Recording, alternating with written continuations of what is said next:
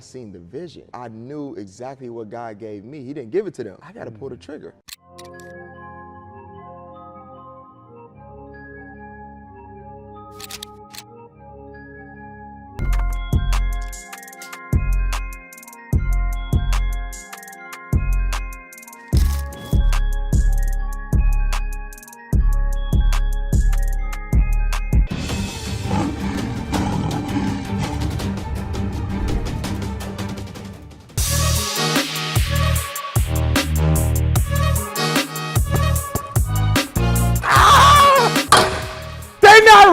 I'm tired, and I know you may be tired of living life not being in your purpose. If that's the truth, we got somebody whose story is gonna bless your life.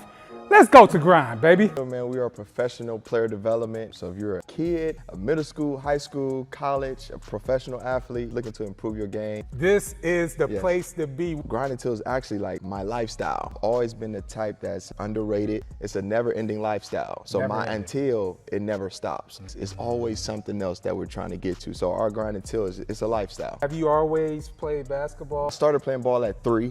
3 years old, my dad put the ball in my hands. Coming up, I was in high school, I was playing. So I just kept working, man. I ended up going to a prep school down in Jackson, Mississippi. And there I kind of like took off, man. I was getting Division I offers, Florida A&M, Kennesaw, Stony Brook, TCU. So I had a lot of big time schools, but it only came because I never quit. I just kept going, I kept pushing, and I didn't let other people's limitations of what they thought I could be stop me from doing what I wanted to do.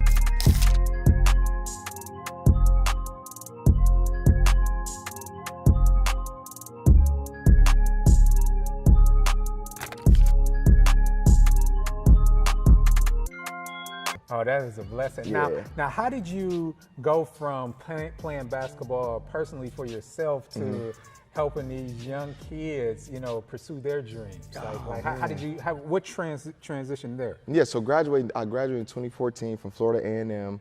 And I was working out to get overseas. You know, I'm working, I'm still grinding.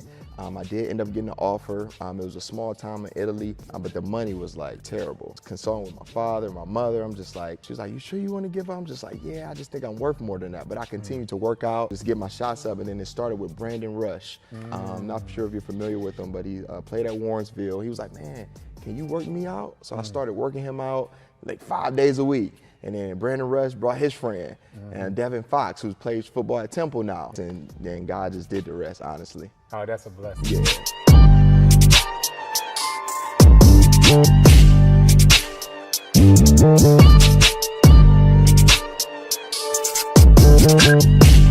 It was days where I remember I was in the back of Beechwood's gym, and I would say I'm having a camp. And man, I'd get 2 kids in there. Yeah.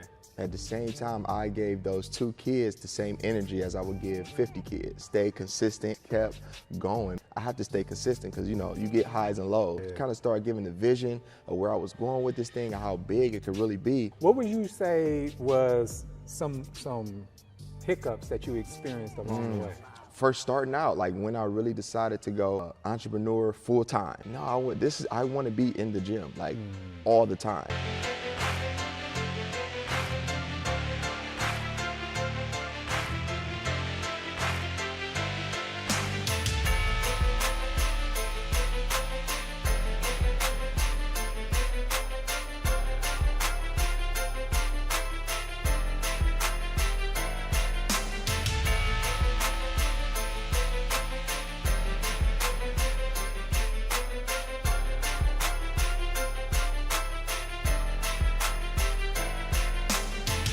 When you took that leap, what would you say was the hardest thing about taking that leap?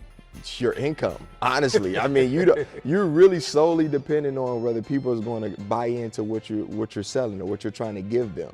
Man, like, am I going to have a meal this week? You know what I mean? It's like, it's different still. Like, you know, I was stressing out. I remember when I first did, I was in and out of hospital with anxiety attacks, right? So I would think my heart would be palpitating, and I would think I'm having a heart attack. And I would keep going to the doctor. I'm in and out of hospital now, doc.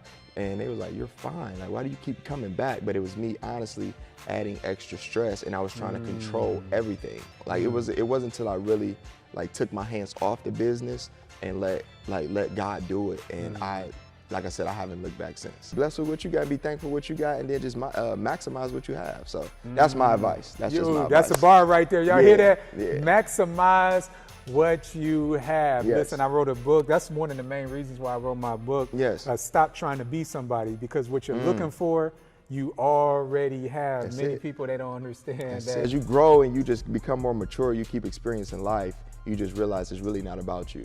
Yeah. You know what I mean? Your purpose is really to help and serve others. So that's my approach. Well, I love the way that you approach what you're doing, because I really believe that you're not only helping the kids in their basketball game, but I really believe that the things that you're teaching them is helping them in life. And I think that these 3 core principles that you have, on your shirt helps with that as well. Kind of talk to us about what accountability, discipline, and structure means as it relates to Grind Until. I'm working on mine.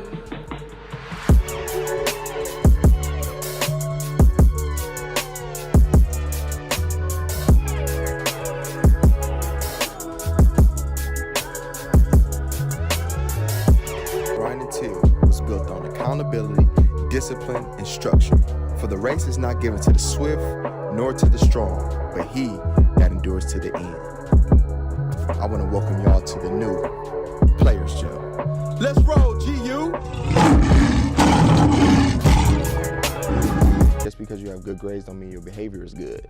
Because you get some guys that's just wizards, I'm smart, but then you a butthole in class. Me. Yeah, like, you know what I mean? So it's like, no, we're checking in. Like, if you're not holding yourself accountable, that means you're not disciplined. So those two go hand in hand. And then, so if we say we have 16 and you're not touching the line, that means you're not being disciplined, you're not being accountable. So again, guess what? That's gonna make us start over. And that relates to the classroom as well. If the homework is due on Friday, don't turn it in on Monday. As mom say, clean the room up right now. Don't do it the next day. Do it right now. You know what I mean? So discipline, I feel like if you have discipline in life, man, with anything, you're gonna be successful. And structure, all of that is structure. If you got structure, you're going to be accountable and you're going to be disciplined. So he's not only a beast with the basketball, but the man can sing. He's a worshiper.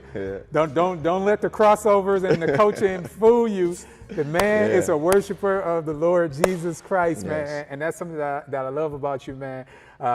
And I even love how you guys were structured in a way to where you didn't let a pandemic stop you from, pursuing what you wanted to do in life. Many people put everything on pause, understandably so, because of the pandemic. But you and your wife now, y'all said, you know what, forget this pandemic stuff. Let's make it happen. Like, we still gonna make this happen. Honestly, make a plan. And then make your plan and execute your plan. But you got to know in yourself, like, you have a strong mind. My father always told me to be a leader, not a follower. But I seen the vision. You know what I mean? I knew exactly what God gave me. He didn't give it to them. You know what I mean? So he gave it to me. So I was like, I got to pull the trigger. You don't have a plan B. When you're in God's will, I would encourage you to get rid of all plan Bs. Yes. Focus on what God called you to do in your life.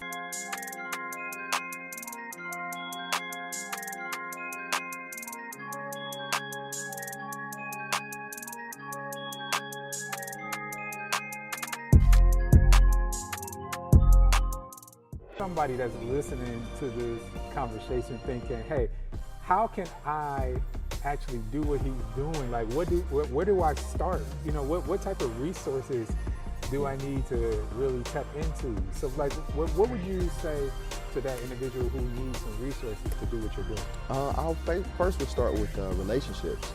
Developing relationships, whether it's with local high schools, if you have a clientele base, like, really treat that clientele base as like royalty. I don't care if you're having a group session, only one kid shows up, I'm telling you, it makes a difference, because that one kid can literally bless your whole program. So yeah, man, I would just, again, take hold of what you have. And again, like I said earlier, it's a simple thing, just maximize it, and if you have to collab with other trainers or other player development coach, hey man, let's do a clinic together, I'm struggling. Have humility too, like, I don't have as many kids right now, you know what I mean? So I have my 10 kids, can we come over there with your 30 kids? In business, that's a totally different ball game, right? Because when you become a business, you get reviews, word of mouth is gonna spread quick, whether it's good or bad. Right. You got to be ready for that. So if you want to make it a business, just make sure it's really what you really want to do, because you would hate to, start an LLC and then like, oh yeah, I started a business, and that's the worst. Like, well, no, it didn't really work out. But why didn't it work out? Probably because you wasn't consistent, and you was probably doing it for the wrong reasons. I'm talking about form shooting and making jump shots. All right, you always want to start with that elbow in. All right, so I'm a right-handed shooter, so I always want my elbow in, right? You get some guys that shoot with the elbow out. I don't believe that's the proper form, so I'm gonna go with my elbow in and my right hand under the ball. But the key is you don't want your palm on the ball, because now you get a knuckleball, right? So you always want to have this gap here, all right, gap in between you and the ball here, all right? And then when you shoot, check out the rotation. The rotation, it should be a backspin on it, right? So you never want to shoot, you know, a ball that's a dead ball right there, right? Because when you shoot, if that ball hits the front of the rim with that rotation, it should be able to spin, and you might get a shooter's bounce is what we call it. All right, and then the offhand, this is very important, because some guys, you know, they come in, they shoot, have a good form, but they use the thumb, right? So this right here will make your shot inconsistent, right? So you always want to keep your left hand, your guide hand on the side of the ball. All right, you want to keep that straight and straight into the basket. Everything straight. The left hand is telling the ball exactly where to go, right? So if I do miss, it'll be long or short, right? And then if I'm missing short, I have to use my legs and get more arch on it to make the shot. But again, shooting jump shots, I always start with the form. If your form is correct, you could probably shoot from anywhere on the floor, especially if you're shooting the same shot. So no matter where you are, they'll build you up on each level. Such is life. No matter where you are, don't compare. As he mentioned earlier, don't get caught up in comparison and saying I should be on a different level, or you may have thought you will be at a different level by the age that you're at right now. Don't triple on that. Start where you are right now, and then just let God put some super on your natural. Listen, this has been another edition of the Purpose Experience with my main man, Reggie Lewis. I appreciate you, man. If you just want to see what it looks like, just have a fire jumper, then you can just look at this right here. You see that jumper right? See, I'm glad they missed it. See, that's why I'm here with Reggie, because I really need to work on my jumper. Y'all silly. Until next week. Hey, listen, there's another video right there. If you want to get some more of this great content, go ahead and click on that next video that's right there on the screen. I love you, and we'll see you next week. Peace. There we go. Cash. I hit the rim. So there you go. It's a progression thing. Yeah. It's a progression thing. That's it. That's it. You hit the rim, there you go. Interview is over, but I'm feeling it right now. I got to get another dunk off. You know, people didn't know that your boy can dunk, you know what I mean? So I got to get another one. I feel like getting that. Ah! Y'all ain't know that this hoop was only 6 feet tall.